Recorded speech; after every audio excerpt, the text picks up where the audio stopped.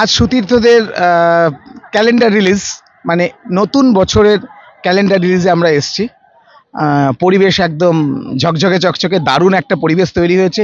প্রচুর মানুষ এসছে, মানে যেটা ভাবা যায় না যে এতগুলো মানুষ একসঙ্গে এক জায়গায় এসেছে, এবং এত মানুষ এসছে যে নন্দন কর্তৃপক্ষ ভয় পেয়ে গেছে, সত্যি কথা বলতে।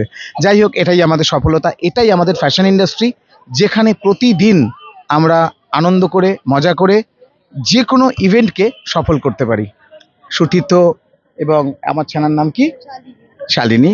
ওদের জন্য আমার রইল অনেক অনেক অনেক শুভেচ্ছা।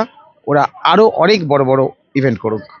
ধন্যবাদ। আমার নাম শালিনী দাস, আমি পিআরএস এন্টারটেনমেন্ট এবং এস ফটোগ্রাফি ওনার। আমাদের বাংলা নববর্ষের ক্যালেন্ডার লঞ্চ আজকে আপনারা দেখতেই পাচ্ছেন, নন্দন প্রাঙ্গণে এটি হচ্ছে। অনেক লোক এসেছেন, যেটা আমরা একদমই এক্সপেক্ট করতে পারিনি এতজনকে আমরা একসঙ্গে আনতে পারবো। এটাই সফলতা আমাদের। এবার আমাদের ক্যালেন্ডারগুলো দেখলেই আপনারা বুঝতে পারবেন আমরা কতটা সাকসেসফুল হয়েছি। আমাদের সঙ্গে থাকুন, পাশে থাকুন। নতুন মডেলদের একটাই কথা বলবো, তোমরা নির্দ্বিধায় আমাদের সঙ্গে কাজ করো। আমাদের তরফ থেকে তোমাদের প্রত্যেক রকমভাবে আমরা ফ্যাসিলিটিস প্রোভাইড করার চেষ্টা করব। হ্যাঁ, সেটাই। Thank you so much.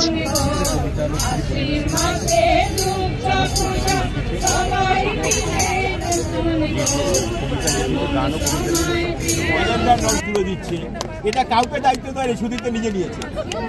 এটা কিন্তু পয়েন্ট আউট। হ্যাঁ, সুদীপ্ত নিজে তুলে দিচ্ছেন তার দিদিরাতে, তার বৌদিরাতে ক্যালেন্ডার দিচ্ছেন। একটুখানি বলতে চাই, সেটা হলো, এক সেকেন্ড একটু দাঁড়াও, একটুখানি বলছি। হ্যাঁ, একটু আগে দাঁড়াও। 11 বছর আগে যে ভদ্রমহিলাকে সাপোর্ট করার জন্য, মেকআপ আর্টিস্ট হিসাবে যাকে সাপোর্ট করতে গিয়ে আমার এই ফ্যাশন ইন্ডাস্ট্রিতে আসা, তারই পরিণতি এইটা যে এখন আমরা একটা ক্যালেন্ডার রিলিজে রয়েছি এবং সবাই ক্যালেন্ডার রিলিজ করছে।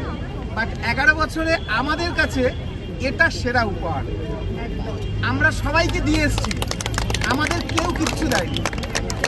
হ্যাঁ, ভালোবাসা দিয়েছে। সবার মাঝে একটা মানুষ যখন প্রণাম করে না, তখন দারুণ লাগে। বাট অ্যাজ এ উপহার এটা আমার আর রুমার কাছে অনেক বড় প্রাপ্তি। 11 বছরে আমি কখনো এই সম্মান পাইনি। Thank you very much. 11 বছরে পেলাম কি বল? আজকের এই ক্যালেন্ডার লস যে কঠোর পরিশ্রমের ফল। আমি এর মধ্যে আমি একটু কথা বলি। আমার এখনো দিনটা মনে আছে, 27 ডিসেম্বর 2022, 27 ডিসেম্বর আমি একটা শোতে ছিলাম, মেবি ওটা অনুষ্ঠিত শো ছিল। ওখানে জেরিদার সাথে আমার ভালো করে প্রথম দিন পরিচয় হয়। তার আগে আমি জেরিদার সাথে সেরকম পরিচয় আমার ছিল না।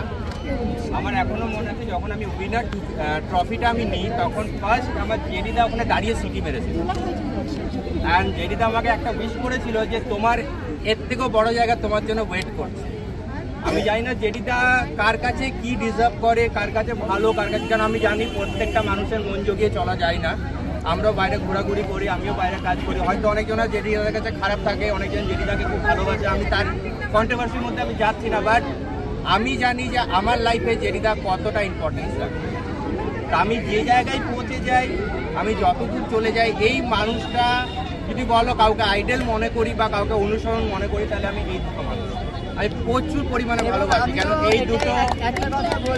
এই দুটো মানুষ যা সাপোর্ট করেছে, ইভেন এই দুটো মানুষকে আমি একটা রাতও 31-এ তোমাকে ফোন করেছিলাম একটা শোয়ের জন্য, যে আমি প্লেস পাইনি। সেই মুহূর্ত কিন্তু জেডিদা আমার ফোনটা রিসিভ করেছে, তখন রাত 1:30 বাজছে।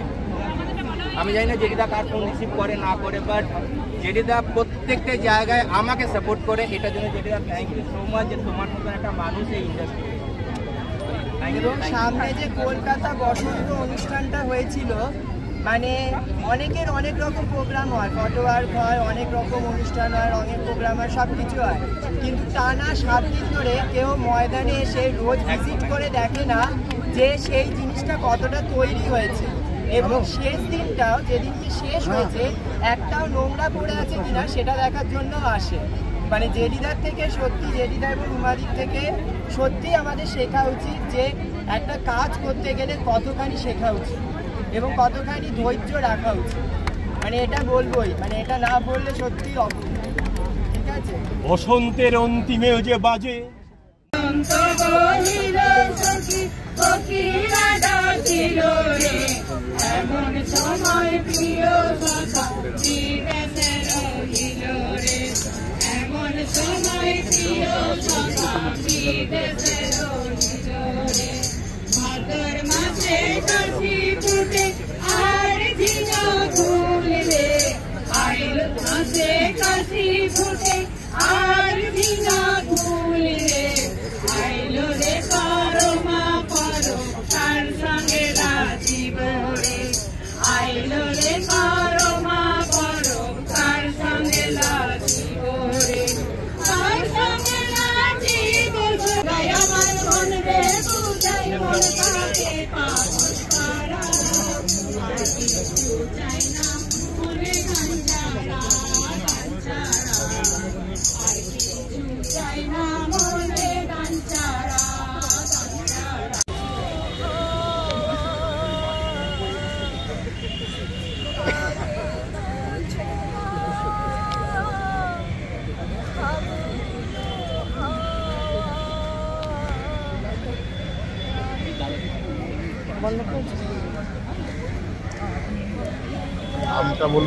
আমার নাম সোমনাথ ভদ্র, আমি জোড়াসাঁকো ঠাকুরবাড়ি সোসাইটির লাইভ মেম্বার।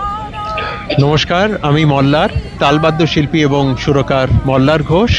সঙ্গে আমার সহধর্মিণী মল্লিকা, কবি, বাচিক শিল্পী এবং অভিনেত্রী মল্লিকা ঘোষ। নমস্কার, আমি মল্লিকা, কবি, বাচিক শিল্পী।